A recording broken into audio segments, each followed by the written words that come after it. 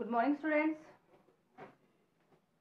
संसाधन के रूप में लोग अपना जो 9th क्लास का टॉपिक था वो चल रहा था और इसके अंतर्गत हमने जो पीछे की कक्षा थी उसमें जो शिक्षा है उसका हम लोगों ने अध्ययन किया था कि हम पढ़ क्या रहे हैं। हम जनसंख्या की जो गुणवत्ता निर्धारित होती है वो टॉपिक पढ़ रहे हैं और इसके अंतर्गत मैंने आपको ये बताया था कि जनसंख्या की जो गुणवत्ता निर्धारित करने वाले कारक है उनमें महत्वपूर्ण रूप से शिक्षा है, स्वास्थ्य है, जीवन प्रत्याशा है। ये बहुत सारी चीजें कारक जो उसको प्रभावित करते हैं। कल अपन लोगों ने शिक्षा में ये चीजें देखी थी कि भारत सरकार के द्वारा भी जो जनसंख्या है उसे मानव संसाधन बनाने के लिए किस तरह से उनका जनसंख्या में निवेश किया जाता है और वो लोग किस तरह से फिर मानव पूंजी का निर्माण करते हैं और देश के विकास में अपना योगदान निर्धारित करते हैं। और ये कल अपन लोगों ने पंचवर्षीय योजनाओं के माध्यम से भी ये पढ़ा था कि सरकार के द्वारा पंचवर्षीय योजनाओं पर कितना व्यय किया गया है और साथ ही साथ इस व्यय के कारण शिक्षा के क्षेत्र में सुधार हुआ है, साक्षरता दर में वृद्धि हुई है, पुरुष और महिला साक्षरता में भी वृद्धि हुई है। लेकिन फिर भी एक प्रश्न अपने पास उठता है कि इतना सब होने के बाद भी आज भी हम भारत में ये मानते हैं कि पुरुष जो साक्षरता है वो अधिक है और महिला साक्षरता कम है। देखिए ये जो प्रश्न आता है ये बहुत महत्वपूर्ण है और इसके पीछे बहुत सारे दृष्टिकोण होते हैं। हम ये कह सकते हैं कि जो पूर्वाग्रह की भावना होती है, पूर्वाग्रह की भावना आप लोगों ने 8वीं क्लास में पढ़ी थी कि जो परंपरागत बातें हैं, सुनी सुनाई बातें हैं, उन पर हम भरोसा करते हैं कि जो स्त्रियां हैं वो घर का कार्य करने के लिए होती है, वो अगर पढ़ेगी तो दूसरे घर में जाएगी, उनसे जो पढ़ाया है घर है, जिसने उनको पढ़ाया है पीछे वाला घर, उसे कोई फायदा नहीं होगा। जबकि अगर पुरुष पढ़ेगा तो वो आमदनी करेगा, लेकर आएगा, जो कमा कर वो घर में ही इन्वेस्ट करेगा। तो ऐसी बहुत सारी चीजें हैं जो इसका कारण बनती है कि भारत में महिला साक्षरता कम है और पुरुष साक्षरता अधिक है। अब आज का हम नया टॉपिक शुरू करते हैं, दूसरा वाला, जिसका नाम है स्वास्थ्य। अब देखिए वर्तमान में ये जो स्वास्थ्य है इस कोरोना काल में बहुत ज्यादा प्रभावी है ये कारक। कैसे कि मान लीजिए आप किसी फर्म में काम करते हैं, किसी संस्था में काम करते हैं, किसी स्थान पर काम कार्य करते हैं, ठीक है। तो आपने फर्म में काम किया है, किसी संस्था में काम करता है, कोई मनुष्य किसी संगठन में काम करता है या मान लो किसी दुकान पर ही काम करता है। तो एक तो जो संस्था है उसमें काम करने के लिए जो प्रभावी कारक क्या रहेगा, वो शिक्षित होना चाहिए, उसका निवेश शिक्षा में होना चाहिए। साथ ही साथ उसका जो दूसरा प्रभावी कारक आएगा वो क्या आएगा, वो ये आएगा कि उसका जो स्वास्थ्य है वो भी क्या होना चाहिए, अनुकूल होना चाहिए, प्रतिकूल नहीं होना चाहिए। एक बीमार व्यक्ति किसी संगठन में काम करेगा तो वो उसमें किस तरह से अपनी प्रगति करेगा और किस तरह से उस फर्म का भी, उस संगठन का भी विकास निर्धारित करेगा। तो ये जो स्वास्थ्य है ये बहुत ही प्रभावी कारक है कि एक स्वस्थ व्यक्ति क्या करता है, देश के विकास में अपना योगदान निर्धारित करता है। तो देखिए हमने उदाहरण किसी फर्म का लिया है कि मान लीजिए कोई फर्म है, इस फर्म में कोई व्यक्ति कार्य करता है तो उसके लिए ये निश्चित करना होता है कि वो व्यक्ति स्वस्थ रहे, शारीरिक दृष्टि से वो क्या रहे, उत्तम रहे। ये बात बहुत ज्यादा मायने रखती है। अब हम अगर इसके आगे की बात करते हैं कि देश की प्राथमिकता क्या होगी। मान लीजिए भारत है, कोई भी देश है, भारत है, तो देश की जो प्राथमिकता है, प्राथमिकता क्या होगी। अब देखिए ये बात मैं आपको अभी जो रिसेंटली अपने सामने स्थिति है उसके बारे में बताती हूँ आपको। वर्तमान में हमें पता है कोरोना संकट चल रहा है, वैश्विक महामारी है, पूरा विश्व इससे ग्रसित है। अब आप इसको आपके सामने एक प्रश्न डालती हूँ मैं कि वर्तमान में ये जो महामारी है, संकट से उबरने के लिए सब प्रयासरत है, लेकिन देश की प्राथमिकता, यहाँ की जो सरकार है वर्तमान में उनकी प्राथमिकता क्या है, उनकी प्राथमिकता क्या है वर्तमान में कि ये जो देश की जनसंख्या है वो स्वस्थ रहे। यही प्राथमिकता है कि कोरोना की चपेट में कोई नहीं आए, सबको जो मेडिकल सुविधा है वो मुहैया करवाई जाए, उपलब्ध करवाई जाए, अगर आ गए हैं तो उनकी रिकवरी रेट को बढ़ाया जाए। ये सारे जो मापदंड है वो किसके हैं, कोई देश की जनसंख्या है या कोई देश है उसकी प्राथमिकता क्या होगी? उसकी प्राथमिकता यही होगी कि उस देश के जो नागरिक हैं वो स्वस्थ रहे, यही प्राथमिकता जाएगी। तो देखिए कोई भी देश हो उसकी पहली प्राथमिकता आती है कि वो स्वस्थ रहे। मान लीजिए एग्जाम्पल के लिए मैं आपको बताती हूँ कि आज आपको बुखार है, आप वीडियो देखना चाह रहे हो, लेकिन आपका जो शरीर है वो इस योग्य नहीं है, समर्थ नहीं है कि वो वीडियो देख सके। आप लोग आधा घंटा 20 मिनट उसके सामने बैठो, अपना होमवर्क कर लो। क्यों? क्योंकि यहाँ पर जो प्रभावी कारक है वो आपका स्वास्थ्य है। तो आपकी जो पहली प्राथमिकता आएगी वो क्या आएगी कि आप स्वस्थ हो। अगर आप शारीरिक दृष्टि से स्वस्थ हो तो आप आसानी से जो पढ़ाया जा रहा है उसको रिकवर करोगे, उसे देखोगे, उसे समझोगे, अपना होमवर्क कंप्लीट करोगे। तो कोई भी देश होता है, उस देश की जो सरकार है वो ये चाहती है कि उस देश की जो जनसंख्या है वो स्वस्थ रहे। तो देश की प्राथमिकता क्या रहेगी कि सबसे पहले स्वास्थ्य की स्थिति को सुधारना।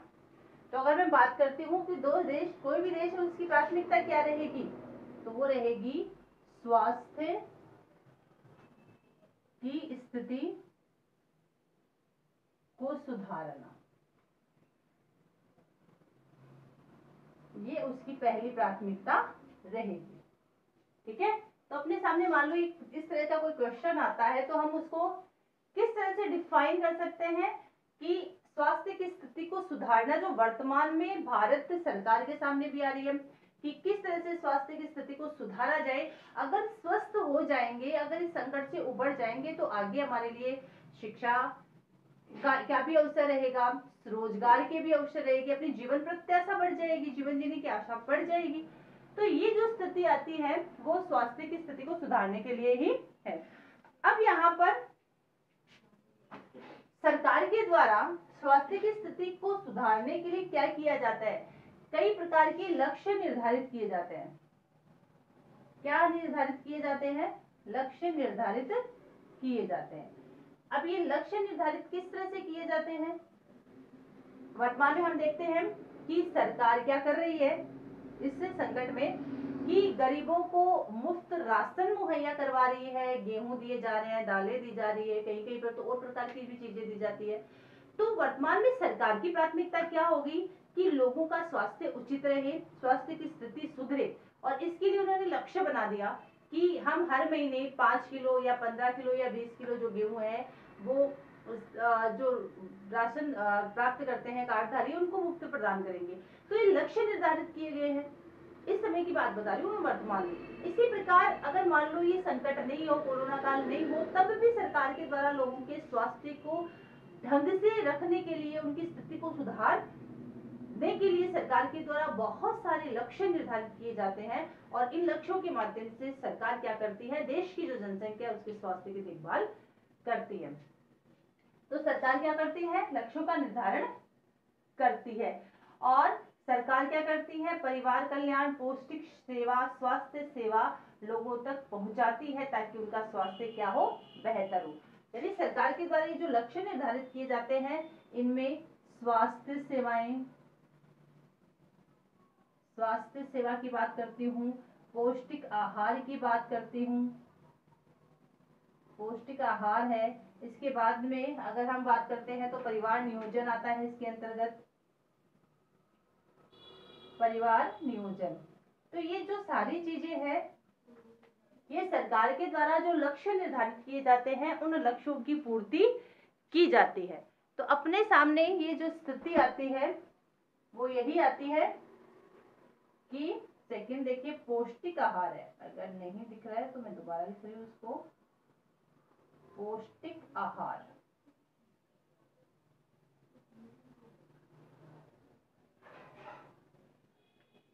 तो ये सरकार के द्वारा जो एजेंडे हैं वो निर्धारित किए जाते हैं। अब हम देखते हैं आगे, शायद ये तो समझ में आ गया क्या, स्वास्थ्य सेवाएं कि लोगों की मुफ्त जांच हो। सरकार के द्वारा बहुत सारी ऐसी योजनाएं बनाई जाती है कि जैसे भामाशाह कार्ड बना था पहले, तो उसके अंतर्गत ये था कि लोगों को 25,000 तक का, जो 25 या 50 जो भी उनकी प्रावधान होते हैं उनके अंतर्गत उनकी जांच फ्री है, उनके लिए मुफ्त दवाइयां हैं। तो ये सरकार के द्वारा क्यों किए जाते हैं? स्वास्थ्य की देखभाल करने के लिए। पौष्टिक आहार, जैसे अपन लोगों ने ये देखा कि सरकार के द्वारा सरकारी स्कूलों में मिड डे मील, दोपहर का भोजन दिया जाता है। उस भोजन में अलग अलग मेन्यू होता है, कभी चावल, कभी दाल, कभी फ्रूट्स वगैरह, कभी दूध वगैरह। तो क्यों? क्योंकि वो पहली प्राथमिकता है कि बच्चा अगर शारीरिक रूप से स्वस्थ रहेगा, मजबूत रहेगा, तो वो क्या करेगा? शिक्षा में अपना निवेश कर पाएगा। और सरकार के द्वारा किसकी योजना चलाई गई है? परिवार नियोजन की योजना चलाई गई है। परिवार नियोजन से क्या तात्पर्य? सरकार के द्वारा 2000 में परिवार नियोजन की नीति बनाई गई थी और इसके अंतर्गत सरकार के अलग अलग उद्देश्य थे, जैसे विवाह की आयु निर्धारित करना, परिवार नियोजन को अपनाना, यानी जनसंख्या वृद्धि पर नियंत्रण करना। वही बात हो गई कि अगर जनसंख्या वृद्धि पर नियंत्रण करेंगे तो हमारा जो स्वास्थ्य है वो ऑटोमेटिक क्या हो जाएगा? स्वस्थ हो जाएगा। जहां ज्यादा जनसंख्या रहेगी वहां गरीबी और बेरोजगारी का निवास ज्यादा रहेगा। जहां जनसंख्या नियंत्रित रहेगी, परिवार नियोजन को लोग अपनाएंगे, वहां पर जनसंख्या नियंत्रण तो रहने के साथ साथ ही क्या होगा कि स्वास्थ्य के क्षेत्र में भी काफी सुधार हो जाएगा। जैसे एग्जाम्पल की अगर मैं बात करती हूँ तो मान लीजिए एक व्यक्ति क है और एक व्यक्ति ख है।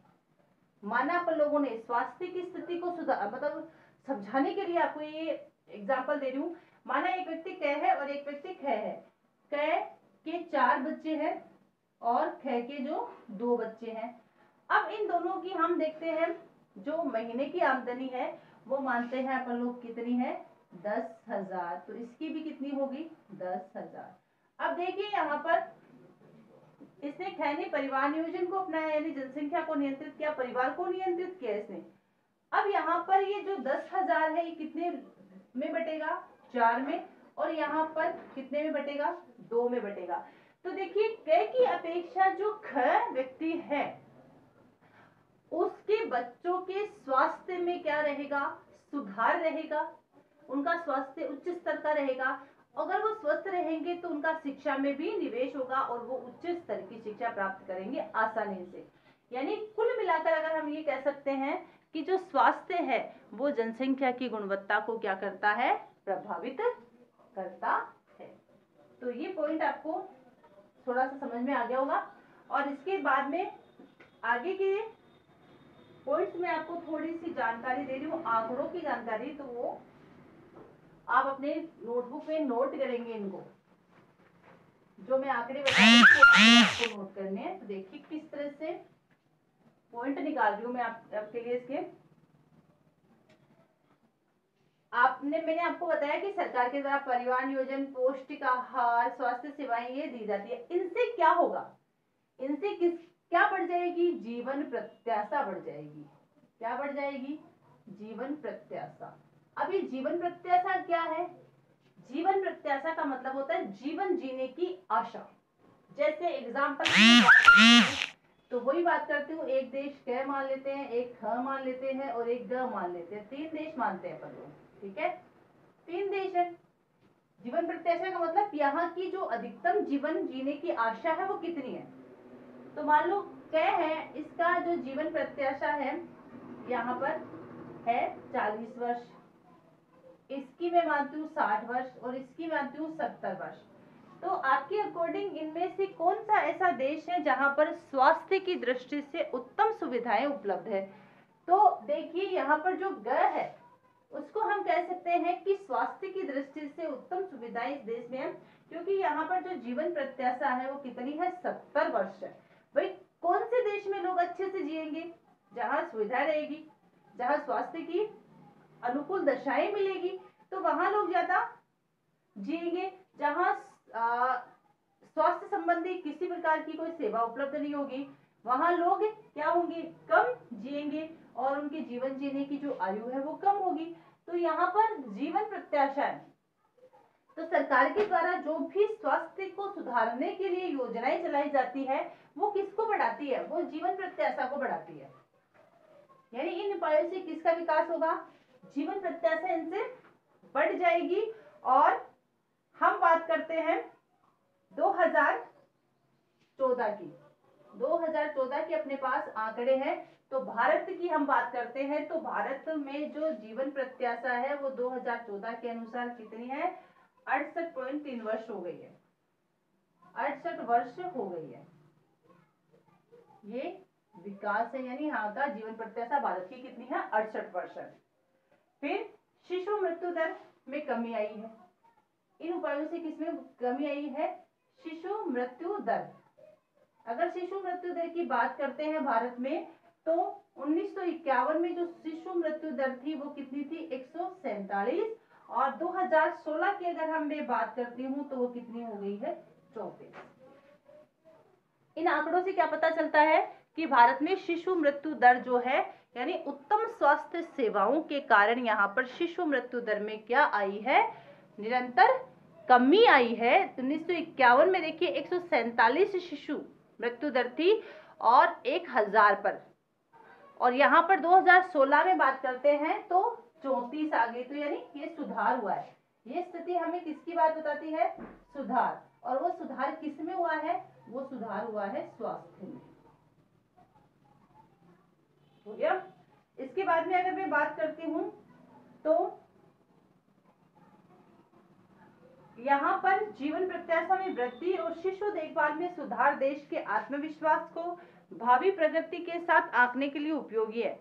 आयु में वृद्धि आत्मविश्वास के साथ जीवन की उत्तम गुणवत्ता का सूचक है। शिशुओं की संक्रमण से रक्षा, माताओं के साथ बच्चों की देखभाल और पोषण सुनिश्चित करने से शिशु मृत्यु दर क्या हो जाती है, घट जाती है। परंतु आज अगर हम देखते हैं कि भारत में कई ऐसे स्थान हैं जहां पर पूर्ण रूप से, यानी भारत के लिए हम ये तो कह नहीं सकते कि पूरे भारत में जो 28 राज्य है, केंद्र शासित प्रदेश है, उन सब में बहुत अच्छी सुविधाएं मेडिकल की है, मतलब सब जगह एक सी स्थिति है, नहीं, ऐसा नहीं कह सकते अपन लोग। कहीं पर कुछ ऐसे राज्य हैं जहां पर उत्तम स्वास्थ्य सुविधाएं उपलब्ध है। अगर मैं उन राज्यों की बात करती हूँ जहां पर उत्तम स्वास्थ्य सुविधाएं हैं, तो उनमें है आंध्र प्रदेश,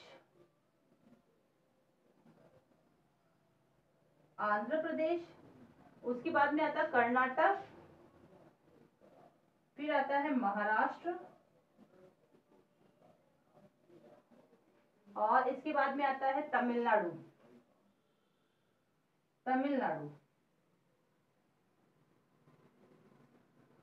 इन सब में क्या है, इन राज्यों में कुल राज्यों से अधिक क्या है, मेडिकल है। मेडिकल जो सुविधाएं हैं विश्वविद्यालयों की अगर हम बात करते हैं तो वो इन राज्यों में अधिक है। तो ये हम कह सकते हैं कि इन राज्यों में अगर हम देखें तो स्वास्थ्य की दृष्टि से लोगों में क्या है, काफी सुधार है। और यहाँ पर पूरे भारत में जो मेडिकल कॉलेजेस है या व्यवस्थाएं है, सबसे ज्यादा इन राज्यों में उपलब्ध होती है। तो ये हमने आज आपका जो स्वास्थ्य वाला पॉइंट था वो हम लोगों ने कंप्लीट किया है, पूरा उसको पढ़ लिया है, आपको समझ में आ गया होगा। कोई भी अगर डाउट आता है, किसी प्रकार की अगर प्रॉब्लम आती है, तो आप डाउट्स में जाकर उसको बता सकते हैं। और ज़्यादा से ज़्यादा आपको वीडियो देखना है, होमवर्क अपना कंप्लीट रखना है, क्योंकि वर्तमान में अपने पास जो सुविधा उपलब्ध है वो यही है कि हम आपको मोबाइल फ़ोन के जरिए ऑनलाइन के माध्यम से आपको पढ़ाई करवाए। आपकी पढ़ाई में किसी प्रकार की कोई बाधा या रुकावट नहीं आनी चाहिए। आगे आपके पास संसाधन रहेंगे, उन संसाधनों का आप उचित उपयोग करो और निरंतर इन वीडियोस को देखो। अब आप मैं होमवर्क की अगर बात करती हूँ तो देखिए, संसाधन के रूप में लोग से आप क्या समझते हैं, ये प्रश्न करना है। प्रश्न आपको गृह कार्य के रूप में, संसाधन के रूप में